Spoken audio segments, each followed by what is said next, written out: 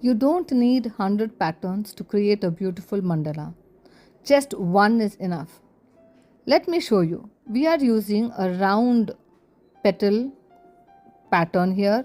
So the only thing you need to do is see that there is more spacing, more layers and more details. And when you do that, you will see that once your mandala is completed, you will love the design that you have created with just one single pattern and adding different variations. So I hope you like this mandala design. Try drawing this mandala and comment. Thank you. Bye bye. This mandala looks simple, right? But watch this. I'm not adding new patterns. Just small fillers like line, tiny dots and small circles. Nothing complicated. But you can see the difference now.